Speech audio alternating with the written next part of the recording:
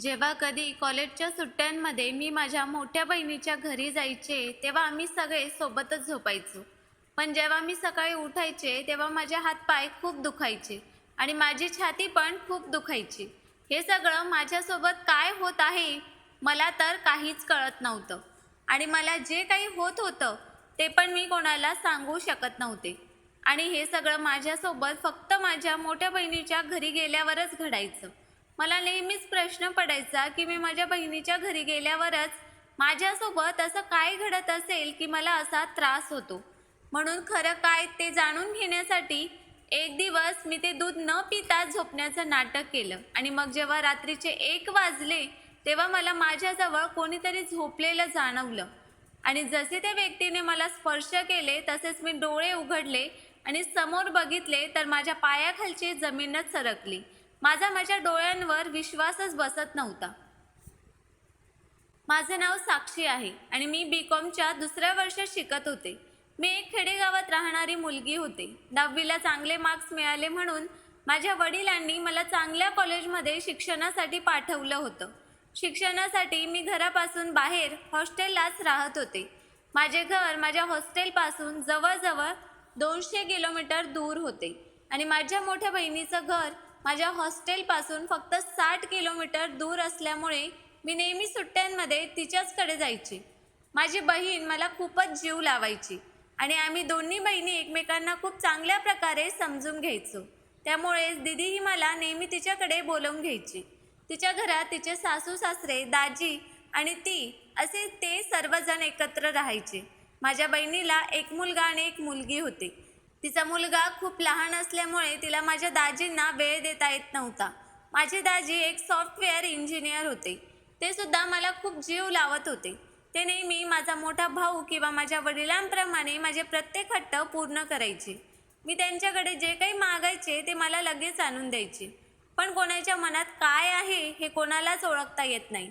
जेव्हा माझ्या मोठ्या बहिणीचं लग्न झालं होतं तेव्हा मी 9वीत शिकत होते. माझे दाजी स्वभावाने खूप सरळ होते. त्यांना बघून असं वाटत नव्हतं की ते असं काही चुकीचं काम करत असतील. पण कधीकधी चांगल्या चेहऱ्यामागे चुकीचा व्यक्ती लपलेला असतो, हे आपल्याला अनुभवातून समजतं. जेव्हा मी सुट्टींमध्ये माझ्या बहिणीच्या घरी गेले, तेव्हा आम्ही सगळे सोबतच झोपायचो. पण जेव्हा मी सकाळी उठायचे, तेव्हा माझे हातपाय खूप दुखायचे. मला काहीच समजत नव्हतं की माझ्यासोबत हे सगळं काय होत आहे. माझ्या या त्रासाबद्दल मी कोणाला काही सांगूही शकत नव्हते. हे सर्व माझ्यासोबत फक्त आणि फक्त माझ्या बहिणीच्या घरी गेल्यावरच घडायचं.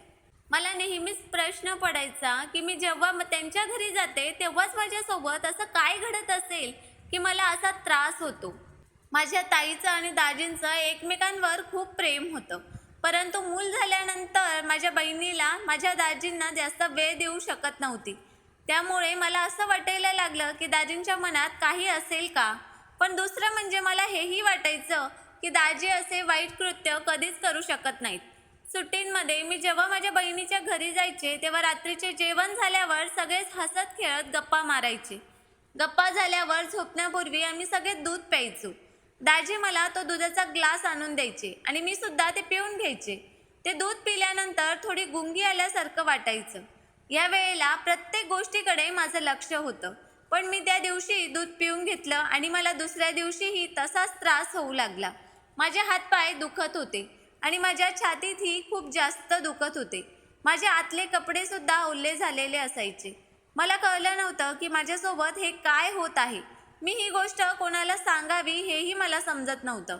मी माझ्या दाजींबद्दल असा विचार करू शकत नव्हते. त्याच्यामुळे मी त्यांच्यावर कधीच त्या प्रकारे शंका घेतली नाही. कारण ते खूप चांगल्या प्रकारे माझ्या बहिणीची काळजी घ्यायचे. मी माझ्या डोळ्यांनी ते सगळं बघायचे. त्यामुळे माझा संशय माझ्या दाजींकडे कधी गेलाच नाही. पण मला इतकं तर माहीत होतं की माझ्यासोबत काहीतरी चुकीचे घडत आहे. पण काय ते मला कळत नव्हतं. पण खरं काय आहे ते मला बघायचं होतं.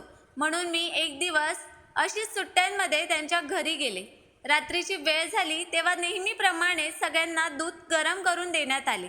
मी अनुभव घेतला होता की माझी बहीण किंवा दुसरं कोणी मला दूध दिल्यानंतर मला तसा त्रास होत नव्हता.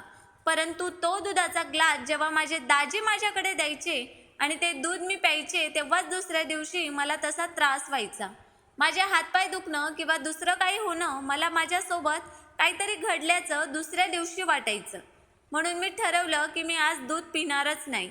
मी गुपचूप ते दूध तुळशीच्या जवळ ओतून दिलं आणि मला खूप झोप येत आहे असं सांगून झोपायला माझ्या जागेवर आले. माझ्या बहिणीने माझ्या अंगावर ब्लँकेट टाकले. खरं तर मी जागीच होते, परंतु नेमकं काय घडत आहे हे बघण्यासाठी मी फक्त झोपण्याचं नाटक करत होते.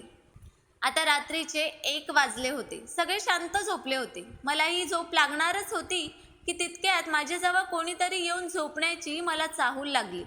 मला माझे डोळे उघडण्याची हिंमत झाली नाही, पण मला जाणवत होते की माझ्याजवळ कोणीतरी येऊन झोपले आहे. माझ्याजवळ येऊन झोपलेली ती व्यक्ती त्याचा हात माझ्या छातीवरून फिरवत होता. मला कळत नव्हतं की हे माझ्यासोबत कोण करत असेल. त्या व्यक्तीचे हात हळूहळू माझ्या पोटावरून फिरायला लागले. मी खूप घाबरले होते. तरीही हिंमत करून मी डोळे उघडले आणि मला दिसलं की तो व्यक्ती दुसरा तिसरा कोणी नसून माझे दाजीच होते. मी जेव्हा डोळे उघडले तेव्हा ते एकदम घाबरले आणि त्यांनी पटकन त्यांचा हात बाजूला काढून घेतला. पण मला मात्र आता समजलं होतं की ते माझ्या बहिणीची फसवणूक करत आहे. मला तर माझं सगळं विश्वास हरवल्यासारखं वाटत होतं. कारण एकीकडे माझी जीवापेक्षा लाडकी बहीण होती आणि दुसरीकडे तिचा जीव म्हणजे माझे दाजी, जे माझ्यावर अत्याचार करत होते. मला काहीच कळत नव्हते की मी काय करावं. मी पटकन बाजूला झाले आणि रडत बसले. मला काहीच कळत नव्हते की मी आता काय करावं. मी जर माझ्या बहिणीला ही गोष्ट सांगितली असती तर ती पूर्णपणे तुटून गेली असती. कदाचित तिने स्वतःला काहीही करून घेतलं असतं किंवा कदाचित दोघांचं नातं खराब झालं असतं. म्हणून मी तिला काहीही न सांगता तिथून निघून जाण्याचा निर्णय घेतला. मी उठून माझं आवरलं व माझ्या बहिणीला बोलले की ताई, मला कॉलेजमध्ये अर्जंट जायचे आहे. असं सांगून मी माझी बॅग भरली आणि तिथून निघाले. नेहमीप्रमाणे माझ्या बहिणीने माझ्या दाजींना सांगितले की साक्षीला सोडून द्या. माझे दाजीही त्यांचं आवरून आले व त्यांनी मला गाडीत बसायला सांगितले. मला तर त्यांचं तोंडसुद्धा बघावंसं वाटत नव्हतं. मला त्यांचा फार राग येत होता, कारण मला काल रात्रीच समजलं होतं की ही चांगली व्यक्ती नाही. या व्यक्तीने माझ्यावर अत्याचार केला आहे, माझ्या बहिणीला धोका दिला आहे. स्वतःच्या बायकोच्या बहिणीला तो विचित्र नजरेने पाहत आहे. मी तर माझ्या दाजींना माझ्या वडिलांचं स्थान दिलं होतं, कारण त्यांनीही मला खूप मदत केली होती. पण त्यांची मदत एक वासना होती हे तर मला काल रात्रीच समजले. जर मी काल रात्री जागी राहिले नसते तर कदाचित त्यांचे सत्य मला कधीच माहीत झाले नसते. पण याआधी काय झालं होतं ते मला माहीत नाही, कारण तेव्हा मी ते दूध पिऊन घ्यायचे आणि त्यानंतर मला शुद्धच राहत नव्हती. त्यामुळे ते माझ्यासोबत काय काय करत होते ते मला माहीत नाही. ते मला सोडवायला निघाले तेव्हा त्यांनी गाडी मध्येच थांबवली आणि मला सांगू लागले की मी तुझ्यावर प्रेम करतो, मला तू हवी आहेस.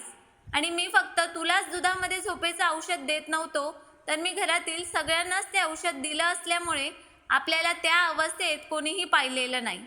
आणि मी तुझ्यासोबत काहीही वाईट केलेलं नाही. मी फक्त माझ्या हाताने तुझी मसाज करायचो. मी आजपर्यंत तुझ्या तितके जवळ कधीही आलेलो नाही, पण मला तुझ्याजवळ यायचं आहे. आपण असं काही केलं तर घरी काहीही समजणार नाही. त्याचं हे बोलणं ऐकून मला त्याचा खूप राग आला. मी रागात म्हणाले, माझ्या बहिणीत खूप जीव आहे, म्हणून तुमची ही इच्छा कधीही पूर्ण होणार नाही. मी तुम्हाला या गोष्टीसाठी कधीच माफ करू शकत नाही. तुम्ही माझ्या बहिणीचे पती असल्यामुळे मी तुम्हाला एकदाच वॉर्निंग देते की मला परत अशा नजरेने बघू नका किंवा मला असं अंगाला स्पर्श करू नका. आजपर्यंत मला त्यांच्यावर कधी संशयच आला नव्हता, कारण मी त्यांचा स्पर्श वाईट आहे असं कधी समजून घेतलं नव्हतं. आत्ताशी कुठे मला कळायला लागलं की जेव्हा जेव्हा आम्ही त्यांच्यासोबत कुठे बाहेर जायचो, फिरायचो, ते मला कधी कधी वेगळ्याच नजरेने किंवा वेगळ्याच पद्धतीने स्पर्श करायचे. पण आपला एक विश्वास असतो की ही व्यक्ती असं काही करू शकत नाही. पण कधी कधी आपलीच माणसं आपला विश्वासघात करत असतात, हे मला काल रात्रीच समजलं. माझे दाजी मला म्हणत होते, जे झालं ते काही चुकीचं नव्हतं. मी तुझ्यावर प्रेम करतो, मी तुझ्याशी लग्न करायलाही तयार आहे. मला त्याचा खूप राग येत होता. किती वाईट होते ते. मी त्यांना म्हणाले, माझी बहीण तुमच्यावर प्रेम करते, तुम्हाला 2 मुलं आहेत, तेही आता इतके मोठे झाले आहेत, तरी तुम्ही अशा वळणावर जात आहात, याची तुम्हाला लाज वाटत नाही का? मी त्यांना नको ते बोलत होते, पण ते मला काहीही बोलत नव्हते. माझं सगळं ऐकून घेत होते. ते फक्त एकच म्हणत होते की मी तुझ्यावर प्रेम करतो.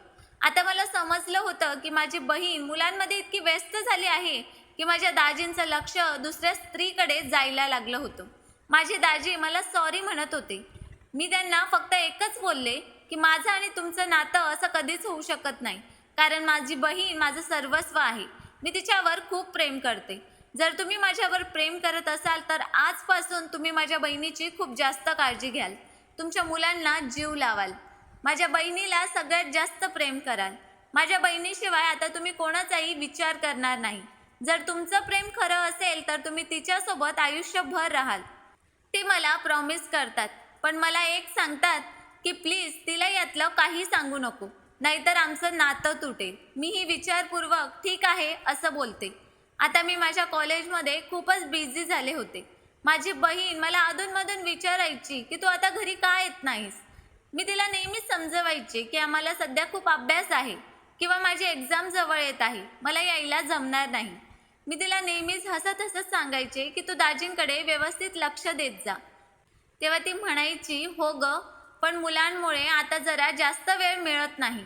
यावर मी तिला समजावत असे की वेळ देत जा, वेळ काढत जा. आताची माणसं चांगली नसतात, आपण वेळ दिला नाही तर ते दुसरीकडे भरकटतात. यावरती मला नेहमीच विचारायची की तू असं का बोलत आहेस. पण मी तिला कधीच खरं सांगितलं नाही, कारण माझ्या बहिणीचं तिच्या नवऱ्यात खूप जीव होता. जर मी तिला खरं काय ते सांगितलं असतं तर तिने स्वतःला संपवलं असतं.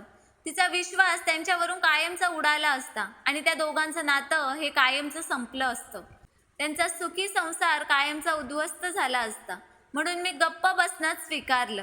तिच्या भल्यासाठी, तिच्या मुलांसाठी मी माझ्या बहिणीपासून ही गोष्ट लपवली, कारण तिचा तिच्या नवऱ्यावर विश्वास आहे. एकदा जर तो उडाला तर तो कधीच बसणार नाही. मला माझ्या बहिणीचं घर उद्ध्वस्त करायचं नव्हतं, म्हणून मी माझ्या बहिणीच्या घरी आता जात नाही. आणि तिच्या सुखासाठी कधी गेलेस तर मी कधी माझ्या दाजींशी जवळीक निर्माण करत नाही. त्यांनाही माहीत आहे की त्यांनी माझ्यासोबत काय केले आहे, म्हणून तेही माझ्यासोबत नजरेला नजर कधीच मिळवत नाही. त्यांनी जे काही केलं ते खूप वाईट होतं. त्यांनी त्यासाठी माझी माफी देखील मागितली होती आणि त्याचा त्यांना पश्चातापसुद्धा झाला होता की त्यांनी जे काही केलं ते चुकीचं होतं. परंतु तरीही त्यांच्याशी बोलायची माझी इच्छा होत नाही. पण कधीतरी आम्हाला बोलावंच लागतं, कारण बोललो नाही तर माझ्या ताईला कळालं असतं, म्हणून वरवर मी त्यांच्याशी बोलत असायची. आता माझं लग्न झालं आहे आणि मी एक मल्टीनॅशनल कंपनीमध्ये काम करत आहे आणि माझ्यासोबत घडलेल्या त्या गोष्टीची मला अजूनही जर आठवण झाली तरी आजही माझ्या अंगावर काटा येतो. मला खूप सुंदर 2 ट्विन्स मुली आहेत आणि आज छान असा माझा हसत खेळत सुखी परिवार आहे. मित्र आणि मैत्रिणींनो, आपण आपली मुलगी जर बाहेर कुठे शिक्षणासाठी पाठवली तर नक्कीच तिला आधीच सांगून ठेवा की कोण आपल्याला कशा प्रकारे हात लावतो किंवा कोणाची नजर कशी आहे, हे कसं ओळखलं पाहिजे. जे माझ्यासोबत झाले ते तुमच्यासोबत किंवा कुणासोबतच घडू नये, म्हणून ही स्टोरी आज मी शेअर केली आहे. आपलीच व्यक्ती ही आपल्याला धोका देऊ शकते, तर ती कितीही जवळची असली तरी आपण कोणालाही सांगू शकत नाही. म्हणून मुलींना शिक्षणासाठी दुसऱ्यांच्या घरी पाठवताना विचार करा. जर एखादी मुलगी आपल्या घरी सारखी सारखी येत असेल किंवा आपल्या नवऱ्याचं तिच्याकडे कशा प्रकारे लक्ष जातं याच्यावर घरातील स्त्रियांनी लक्ष ठेवलं पाहिजे. मी समजदार होते म्हणून मी त्या गोष्टीतून स्वतःला बाहेर काढलं. जर माझ्या जागेवर दुसरी मुलगी असली असती तर तिने कदाचित आपल्या बहिणीचं घर उद्ध्वस्त केलं असतं, नाहीतर स्वतःलाच संपवलं असतं. कधीच डोळे झाकून कोणावरही विश्वास ठेवू नका. कधी कधी आपल्या रक्ताचं नातंही आपल्याला धोका देऊन जातं. म्हणून नेहमी डोळे उघडे ठेवून समोर बघा की कोण आपलं आहे आणि कोण परकं आहे. आणि स्वतःचे संरक्षणही स्वतःला करता आले पाहिजे. आपला फायदा कोणीही उचलता कामा नये, इतकं सक्षम आपण स्वतःला बनवायला पाहिजे. तर मित्रांनो, या स्टोरीबद्दल तुमचे मत आम्हाला कमेंट करून नक्कीच सांगा. आम्ही नेहमीच तुमच्या कमेंट्स आणि लाईकची वाट बघत असतो. आणि स्टोरी आवडली असेल तर चॅनलला सबस्क्राईब करायला पण विसरू नका. धन्यवाद.